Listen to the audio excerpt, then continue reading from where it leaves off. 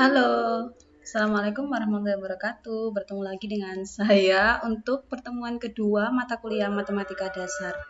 Jadi, pada pertemuan pertama kita telah bersama-sama mempelajari tentang fungsi, menentukan apakah dia termasuk fungsi, suatu relasi itu termasuk fungsi dan bukan fungsi. Kemudian ada jenis-jenis fungsi dan juga kita bisa menentukan apakah dia masuk dalam kategori fungsi ganjil atau fungsi genap.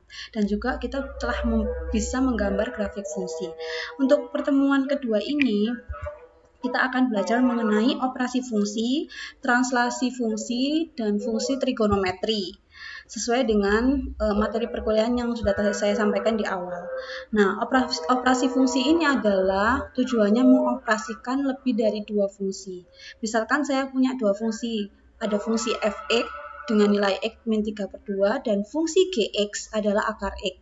Kita tentukan dulu domain dari f(x)-nya. Domain dari f(x)-nya adalah karena x-nya itu di penyebut sehingga dia bisa diisi dengan sembarang bilangan atau semua bilangan real, mulai dari min tak hingga sampai tak hingga. Kemudian domain dari fungsi gx adalah mulai dari 0 sampai tak hingga. Kenapa mulai dari 0? Karena akar x tidak bisa memuat negatif atau minus, sehingga kalau misalkan akarnya negatif, dia akan menjadi bilangan imajiner. Nah, kemudian dari kedua buah fungsi ini kita coba untuk mengoperasikannya dengan cara penambahan, pengurangan, pembagian, dan perkalian. Sebentar.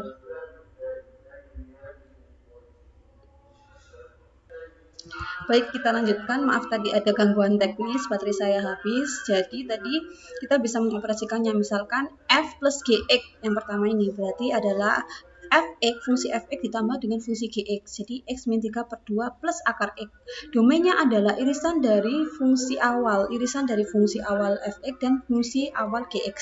Jadi irisan dari min tak hingga dan tak hingga dengan 0 sampai tak hingga adalah 0 sampai tak hingga. Begitupun seterusnya. Kemudian misalkan ini f min gx adalah f(x) min gx, x min 3/2 dikurangi dengan akar x. Kalau perkalian bagaimana? Sama saja ya, f kali gx sama dengan fungsi x dikalikan fungsi gx. X min 3/2 dikalikan dengan akar x. Pembagian juga demikian. F per gx adalah pembagian dari fungsi f(x) dibagi dengan fungsi gx, sehingga x min 3/2 dibagi dengan akar x. Saya tuliskan secara rinci seperti ini. X min 3/2 dikalikan 1/4 akar x, sehingga hasilnya adalah x min 3/2 akar x. Nah, sekarang kita menuju ke komposisi fungsi. Komposisi fungsi yaitu penggabungan operasi untuk dua jenis fungsi, f(x) dan gx, sehingga menghasilkan suatu fungsi baru. Operasi fungsi dinyatakan dalam simbol seperti lingkaran kecil yang biasanya kita baca dengan komposisi atau bundaran. Jadi ilustrasinya adalah apabila terdapat dua input yang sama atau X bekerja pada dua mesin secara tandem. Ini X ini diinputkan ke dalam mesin f(x), maka menghasilkan fungsi f(x). Kemudian fungsi f(x) ini sebagai input untuk mesin kedua, sehingga f(x) masuk ke dalam mesin kedua menjadi fungsi G komposisi f(x), G f(x). Seperti itu ya. Jadi notasinya dilambangkan seperti ini. G komposisi f(x) adalah G dikalikan dengan fungsi f(x). Misalkan dengan fungsi yang sama seperti yang sebelumnya, f(x) adalah x min 3/2 dan gx adalah akar x, maka komposisi dari G komposisi f(x) adalah G dikalikan fungsi f(x). Jadi kita masukkan dulu nilai f(x)-nya, karena yang di dalam kurung yang lebih dulu dikerjakan kan ya, berarti dia G dikalikan dengan fungsi f(x), x min 3/2. Kemudian kita masukkan ke dalam fungsi G. Fungsi G-nya adalah akar x, berarti akar x, x min 3/2. Bagaimana dengan fungsi f komposisi gx? Jadi hasilnya adalah fungsi f dikalikan dengan fungsi gx. Yang dalam kurung kita kerjakan terlebih dahulu ya. Berarti f fungsi gx adalah akar x, kemudian kita masukkan fungsi f-nya. Fungsi f-nya adalah x min 3/2 di mana X-nya adalah akar X, sehingga akar X min 3/2. Nah, kemudian ini contohnya adalah menentukan domain dari komposisi fungsi. Contohnya ini dengan kasus lain, misalkan saya punya fx adalah 6x per x kuadrat min 9 dan gx adalah akar 3x dengan masing-masing domain natural atau mempunyai domain masing-masing fungsi. Tentukan f komposisi g, x-nya adalah 12 dan cari komposisi dari f komposisi gx dan domainnya. Solusinya yang pertama, untuk soal pertama, f komposisi g dengan nilai x sama dengan 12 adalah f dikalikan g 12. F gx-nya adalah akar 3x, berarti akar 3 dikalikan 12. 12 kali 3 adalah 36. Akar dari 36 adalah 6, sehingga hasilnya adalah F6. Kemudian kita masukkan fungsi F-nya. Fungsi F-nya adalah 6x per x kuadrat min 9. 6 dikalikan dengan 6 per 6 kuadrat min 9. Hasilnya adalah 4/3. Nah, kemudian fungsi yang kedua adalah fungsi komposisi dari f komposisi gx. Jadi seperti yang contoh-contoh sebelumnya, kita selesaikan dulu gx-nya. F dengan gx adalah akar 3x. Kemudian kita masukkan ke dalam fungsi fx. Jadi x-nya adalah akar 3x. 6 dikalikan dengan akar 3x per akar 3x kuadrat min 9. Hasilnya adalah 2 akar 3x per x min 3. Baik, sekarang kita menentukan domainnya ya. Jadi ini saya tuliskan bahwa domain dari fx adalah sebarang bilangan, boleh ya, minta hingga, sampai tak hingga atau bilangan real. Kemudian domain dari gx adalah, karena dia adalah fungsi akar, maka mulai dari 0 sampai tak hingga. Kemudian untuk soal kedua, untuk mencari komposisi dari f komposisi gx, domainnya adalah karena domain dari gx adalah lebih besar daripada 0, tetapi komposisi dari fungsi f terhadap g tidak boleh menggunakan 3, karena kalau dia 3 hasilnya adalah sesuatu per 0 atau tidak terdefinisi, sehingga domain dari fungsi f komposisi gx adalah dari 0 sampai 3 union 3 sampai tak hingga. Seperti itu. Nah, sekarang dekomposisi fungsi. Jadi kalau tadi kan kita belajar tentang menggabungkan dua buah fungsi, operasi dua buah fungsi atau komposisi. Baik, saya ulangi sekali lagi. Kalau tadi kan kita belajar untuk komposisi fungsi menggabungkan dua buah fungsi. Sekarang kita mencoba untuk mendekomposisikan sebuah fungsi. Jadi fungsi yang sudah gabungan, yang sudah merupakan komposisi, kita uraikan menjadi dua buah fungsi kembali. Misalkan saya punya contoh, Px adalah x plus 2 pangkat 5. Tentukan komposisi dari G bundaran Fx ya. Jadi karena soalnya adalah G bundaran Fx, maka G dikalikan dengan fungsi Fx. Nah, kalau komposisi kan kita menyelesaikan dulu yang di dalam kurung. Nah, sedangkan kalau dekomposisi kita selesaikan dulu gx-nya dulu. Berarti gx-nya adalah x pangkat 5 dan fx-nya adalah yang ada di dalam, berarti x plus 2. Nah, kita cek sekarang apakah benar bahwa gx adalah x pangkat 5 dan fx adalah x plus 2 untuk hasil dari komposisi G bundaran fx. Oke, jadi kita masukkan dulu fx-nya. Fx-nya adalah x plus 2, kemudian G-nya masuk x plus 5, fx sama dengan x plus 2 pangkat 5. Benar ya, berarti sesuai. Nah, untuk latihannya nanti silakan kalian mengerjakan untuk yang seperti biasa nomor urut ganjil mengerjakan yang nomor 1, sedangkan yang nomor urut genap mengerjakan nomor 2 dan 3. Nah, ini adalah katalog parsial suatu fungsi. Jadi, fx sama dengan k, maka dia disebut sebagai fungsi konstan. Fx sama dengan x merupakan fungsi identitas. Kemudian, fx sama dengan an x pangkat n sampai pada A0 merupakan fungsi polinomial karena dia mempunyai derajat polinomial. Kemudian jika fx sama dengan ax plus b, dia disebut fungsi linier. Jika fx sama dengan ax kuadrat plus bx plus c disebut sebagai fungsi kuadrat. Fx sama dengan pembilang per penyebut disebut sebagai fungsi rasional. Kemudian fx sama dengan x plus 2 akar e per x pangkat 3 plus akar pangkat 3 dari x kuadrat min 1 ini adalah fungsi eksplisit aljabar. Ini contoh-contoh daripada jenis-jenis fungsi. Nah, sekarang kalau dari grafiknya, grafik fungsi ada berbagai contoh grafik fungsi kuadrat, kubik yang sering dijumpai. Nah, seperti ini, y sama dengan x kuadrat, kurvanya terbuka ke atas, y sama dengan min x kuadrat, kurvanya terbuka ke bawah, y sama dengan ax kuadrat plus bx plus c, kurvanya seperti ini, dan dia mempunyai nilai konstanta a, b, dan c. Sedangkan itu jika a-nya konstantanya lebih besar daripada 0.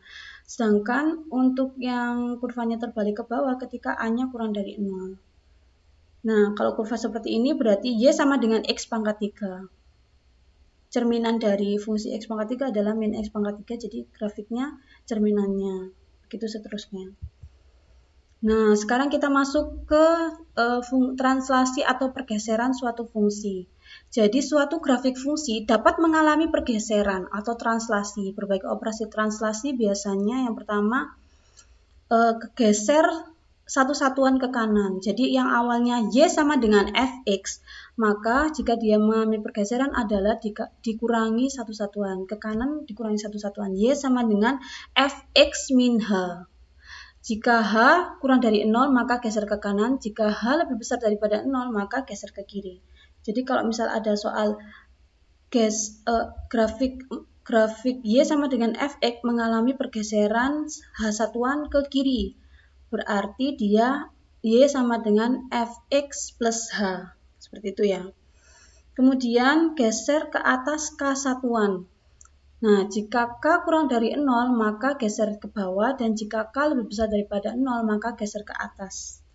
Nah, misalkan contohnya ini adalah geser ke atas k satuan, berarti dia lebih besar dari 0 atau dijumlahkan, ditambahkan dengan 0. Y sama dengan fx plus k. Kemudian yang selanjutnya, dia bisa mengalami pergeseran ke kiri ke kanan atau ke atas ke bawah secara bersamaan. Geser ke kanan h satuan dan ke atas k satuan, sehingga fungsinya menjadi y sama dengan fx min h plus k. Seperti itu ya. Nah, untuk grafiknya, misal grafik awalnya adalah seperti ini, y sama dengan fx, karena dia mengalami pergeseran ke kanan, sehingga pergeseran satu satuan h ini ke kanan menjadi grafiknya geser satu satuan h. Kemudian ada pergeseran ke atas satu satuan k menjadi ke atas satu satuan. Kemudian kalau yang grafik terakhir ini adalah mengalami pergeseran satu satuan ke kanan dan satu satuan ke atas. Jadi mulai dari grafik yang awalnya di sini menjadi seperti ini. Nah, selanjutnya kita akan memberikan ilustrasi dalam bentuk angka agar lebih paham. Kemudian, misalkan saya punya y sama dengan fungsi fx ya. Jadi grafiknya adalah seperti ini. Fungsi fx-nya adalah harga mutlak dari x. Jadi kalau 0, x-nya 0, y-nya adalah 0. X-nya 1, y-nya adalah 1, titiknya di sini. X-nya 2, y-nya adalah 2. X-nya min 1, y-nya 1, min 2, y-nya 2. Sehingga grafiknya bisa digambarkan seperti ini. Kemudian misalkan fungsinya ternyata min 3. Min 3 itu berarti dia mengalami pergeseran ke kanan sebesar 3 satuan. Sehingga yang awalnya di sini titiknya ada di sini sumbunya, sehingga dia bergeser 3 satuan, 1, 2, 3 menjadi di sini.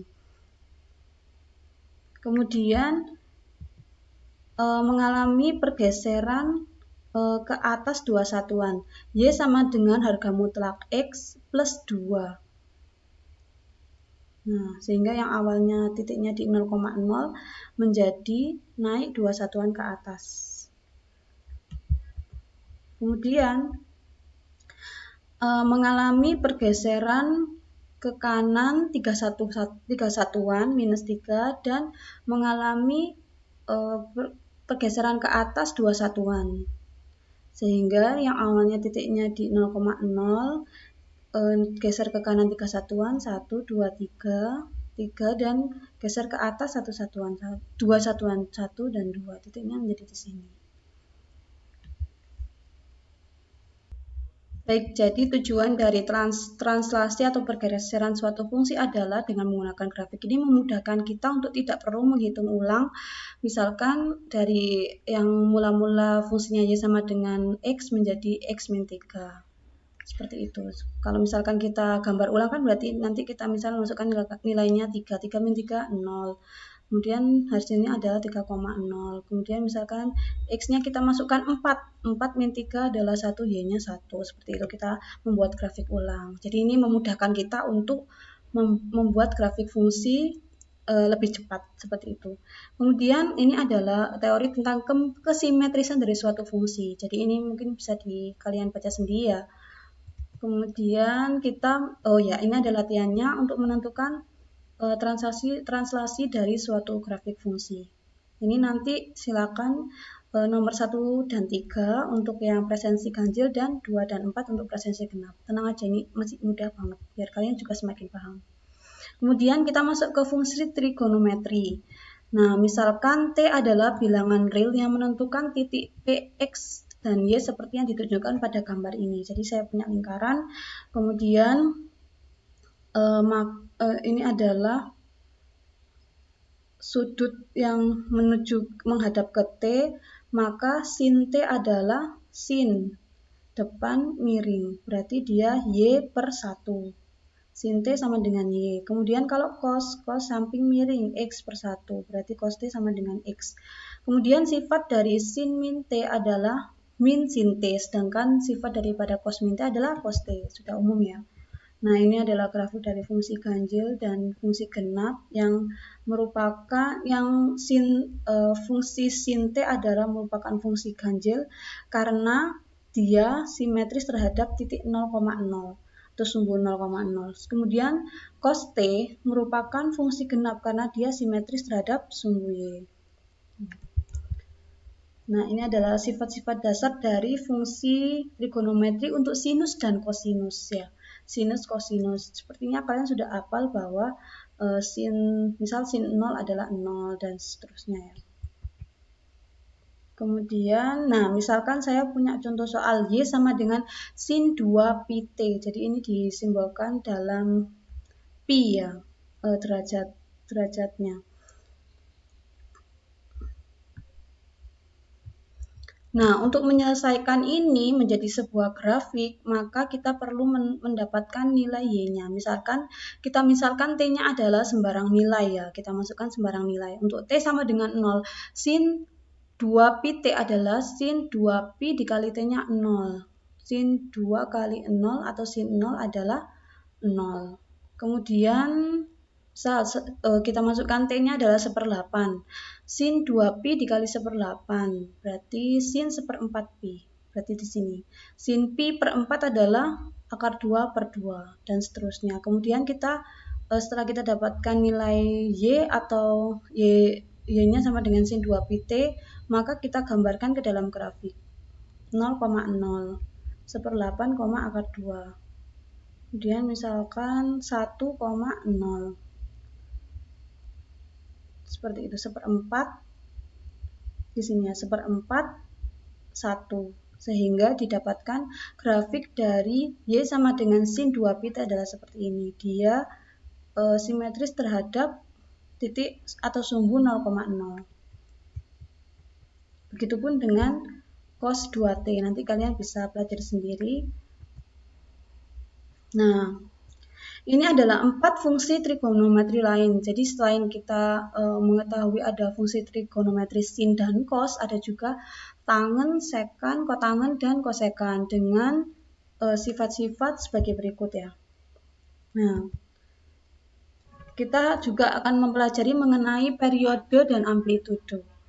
Jadi periode suatu fungsi adalah periode kan kita mudahnya adalah mengingatnya dengan satu puncak dan satu lembah. Sedangkan amplitudo adalah setengah jarak dari titik terendah dan titik tertinggi suatu fungsi. Dalam matematisnya kita bisa mengingat bahwa periode adalah 2pi per A dan amplitudo adalah sebesar A. Jika diketahui suatu fungsi bentuknya adalah C plus A sin atau cos AT plus B. Nah, misalkan ini adalah gambar daripada periode dan amplitudo ya. Jadi periodenya ini adalah sebesar satu periode, ini kan satu buah puncak dan satu buah lembah, sedangkan amplitudonya adalah setengah dari nilai maksimum dan nilai minimum. Jadi di antara puncak min 1 sampai 1 periodenya adalah sebesar 1. Nah, contoh soalnya, tentukan periode dan amplitudo ya dari fungsi trigonometri berikut. Misalkan saya punya sin 2pi t.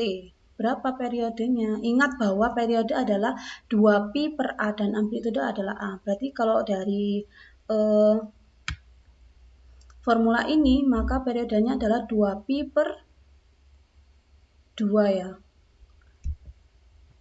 2pi per 2pi sehingga hasilnya adalah 1 dan amplitudonya adalah 1 karena dia tidak ada fungsi sebelumnya. Nah, ini kan rumusnya. C plus A sin AT plus B. C plus A plus AT sin B plus B. Nah, untuk menuju ke soal kedua, jadi 1/4 cos 2T berarti amplitudonya adalah A 1/4 berarti amplitudonya adalah sebesar A besar atau 1/4 dan periodenya adalah 2pi per 2 sehingga hasilnya adalah pi. Kemudian untuk yang soal ketiga 3 sin 2pi T per 12 berarti amplitudonya adalah 12, periodenya adalah 2pi per 2pi per 12 sehingga hasilnya adalah 12. Nah, ini adalah sifat-sifat dasar fungsi trigonometri yang lain. Bisa kalian baca sendiri dan kalian coba di rumah. Kemudian saya berikan contoh. Misalkan ubahlah dalam bentuk pi jika diketahui sudutnya adalah 30 derajat. Maka 30 derajat dikalikan dengan pi per 180 karena pi nilainya adalah 180. Pi per 180 adalah 1 ya, pi per pi. Sehingga hasilnya adalah pi per 6. Kemudian yang soal kedua, ubahlah ke dalam bentuk derajat jika diketahui 7 per 6 pi. 7 per 6 pi dikalikan dengan 180 per pi. Untuk menghilangkan pi-nya berarti kita balik ya. Yang awalnya pi per 180 menjadi 180 per pi. Hasilnya adalah 210 derajat. Kemudian berapakah tangen pi per 6? Tangen pi per 6 berdasarkan sifat dari fungsi trigonometri, maka tangen adalah sin per cos, sehingga sin pi per 6 per cos pi per 6.